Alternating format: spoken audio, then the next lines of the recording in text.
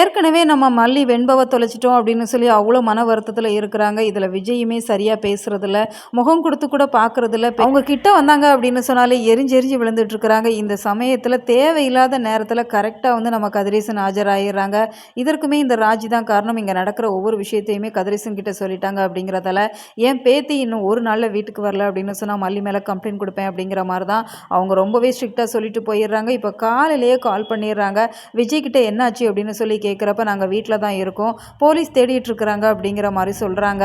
ஓ, உன் பொண்டாட்டி சொல்லிட்டாளா? அதான் உன் பொண்டாட்டி கூடவே உட்காந்துட்டு இருக்கிறியா? அது எப்படி மாப்பிள்ள ஒரு குழந்தைய தொலைச்சிட்டு உங்களால் வீட்டில் இருக்க முடியுது உங்கள் பொண்டாட்டி கூட அப்படிங்கிற மாதிரி கேட்குறப்ப இப்போ விஜயால் எந்த ஒரு பதிலுமே சொல்ல முடியலை. அப்படிங்கிறதால இப்போ மல்லிக்கிட்ட ஃபோனை கொடுத்துட்றாங்க. மல்லிக்கிட்டேயுமே கதிரேசன் ரொம்ப ரொம்ப கோபத்தை காமிச்சிட்டு இருக்கிறாங்க. நீ தான் என்னோட பேத்தியை தொலைச்சிட்ட அப்படிங்கிற மாதிரி சொல்கிறாங்க. இல்லைப்பா, நீங்கள் என்னை தவறாக புரிஞ்சிட்டு இருக்கிறீங்க அப்படிங்கிற மாதிரி மல்லி அவங்க தரப்பு நியாயத்தை எடுத்து சொல்லிட்டு இருக்கிறாங்க.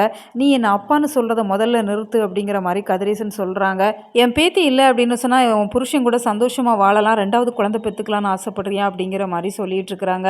மல்லி ரொம்பவே ஹர்ட் ஆகுறாங்க. இந்த சூழ்நிலையில் வெண்பா மட்டும் வரல அப்படின்னு சொன்னால் நான் உயிரோடவே இருக்க மாட்டேன் அப்படிங்கிற மாதிரி தான் மல்லி சொல்லிட்டு இருக்கிறாங்க. மல்லிக்கு ஒவ்வொரு நேரமுமே வெண்பாவோட நினைப்பா இருக்குது. அப்படிங்கிறதால அவங்களோட வாய்ஸை கேட்டு ஒவ்வொரு பக்கமாக போகிறாங்க. என் குழந்தை இங்கே தான் இருக்கிறா அப்படின்னு சொல்லி கிச்சனுக்குள்ளே போகிறாங்க, ரூம்குள்ளே போகிறாங்க, வெளியில் போகிறாங்க. இதையெல்லாம் விஜய் ஒரு பக்கம் பார்த்துட்டு தான் இருக்கிறாங்க. ஏன்னா மல்லி மன உளைச்சல் இதெல்லாம் செய்கிறாங்க அப்படிங்கிறதெல்லாம் நாகு அவங்க தங்கச்சி 2 பேருமே அவங்களுக்கு ஆறுதலாக இருந்துட்டு இருக்கிறாங்க. ஆனால் விஜய் இதையெல்லாம் பார்த்துட்டு கண்டுக்காமல் உள்ளே போயிடுறாங்க. அப்படிங்கிறதெல்லாம் மல்லி ரொம்பவே எமோஷனல் ஆகுறாங்க. பாருங்க அண்ணி, என்னை பார்த்துமே அவர் அமைதியாக போகிறாரு அப்படின்னு சொன்னால் அவர் மனசில் இருந்து என்னை மொத்தமாகவே தூக்கி எரிஞ்சிட்டாரா அப்படிங்கிற மாதிரி தான் கேட்டுட்ருக்குறாங்க. இது எல்லாத்துக்குமே ஒரு நல்ல முடிவு வரணும் அப்படின்னு சொன்னால் நம்ம வெண்பா குட்டி வீட்டுக்கு வந்தால் தான் முடியும்.